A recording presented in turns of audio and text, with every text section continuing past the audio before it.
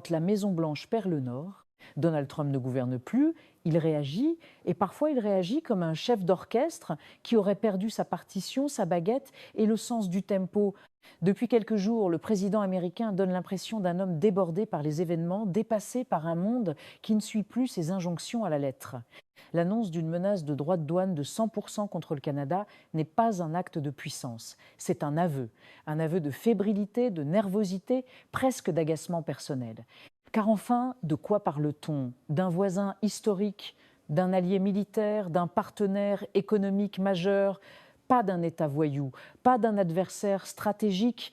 Et pourtant, le ton employé est celui d'un ultimatum lancé depuis un balcon imaginaire, mégaphone à la main, comme si la diplomatie internationale se réglait désormais à coups de majuscules sur les réseaux sociaux. Ce qui frappe, ce n'est pas tant la violence de la menace que son absurdité apparente. Un tarif uniforme, aveugle, indistinct, frappant tout ce qui traverse la frontière canadienne, du blé aux pièces automobiles, du bois aux produits agricoles. Une punition collective, version XXIe siècle, infligée non pas pour un crime avéré, mais pour une insubordination symbolique. Le Canada a osé parler sans demander l'autorisation. Voilà le véritable délit. À ce stade, on ne peut s'empêcher de sourire jaune, certes, devant cette gesticulation présidentielle, car derrière la posture martiale se cache une réalité plus dérangeante. Donald Trump a perdu le contrôle du récit. Lui qui aimait imposer son tempo, ses mots, ses règles, se retrouve confronté à un discours qu'il ne maîtrise plus. Pire encore, un discours applaudi ailleurs, sur la scène mondiale, pendant que lui fulmine à distance. Et comme souvent dans ces moments-là, la réaction est excessive, hyperbolique, presque théâtrale. On menace, on dramatise, on invoque la peur d'un ennemi lointain, la Chine, encore et toujours pour masquer une inquiétude plus intime, celle de ne plus être écouté comme avant. Ce n'est plus de la géopolitique, c'est de la psychologie de comptoir, version superpuissance. Soyons honnêtes, c'est pas le Canada qui tremble aujourd'hui, c'est pas Ottawa qui panique, c'est Washington qui s'agite. Et cette agitation, loin d'impressionner, amuse parfois, inquiète souvent, mais convainc rarement. Les marchés regardent, les alliés prennent note, et le monde comprend peu à peu que le vacarme n'est pas toujours synonyme d'autorité. Alors, chers spectateurs, si vous voulez continuer à décoder ces accès de fièvre venus de l'autre côté de l'Atlantique, au passage, à sourire là où si vous aimez quand l'actualité américaine ce qui se joue vraiment derrière les déclarations avec un soupçon d'ironie bien française, à la chaîne Actu pensez Amérique. À vous abonner à la chaîne Actu Ici, on analyse, histoire de ne rien rater des prochaines secousses venues d'outre-Atlantique froide quand d'autres la perdent. Car dans la partie 2, nous verrons comment un simple discours prononcé à Davos a suffi à faire dérailler la machine trumpienne et pourquoi ce moment précis marque un tournant diplomatique majeur.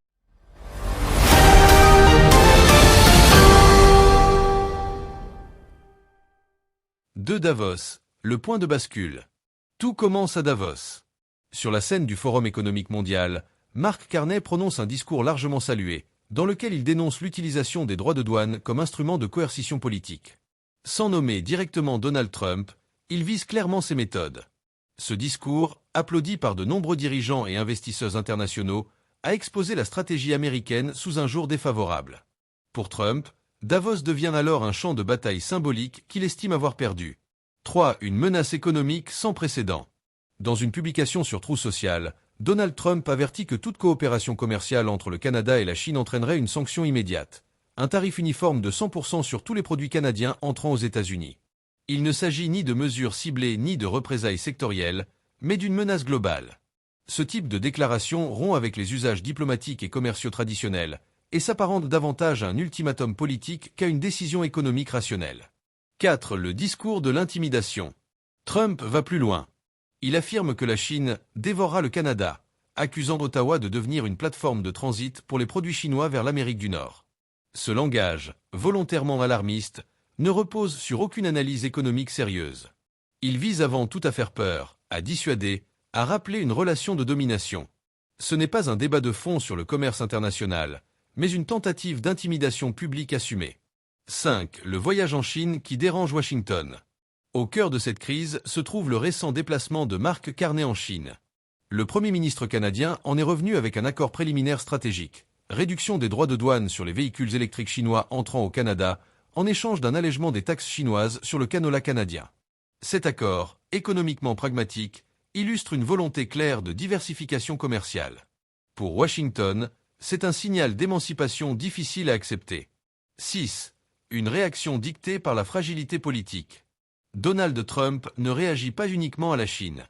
Il réagit à un contexte global défavorable. Sur le plan international, ses alliés doutent.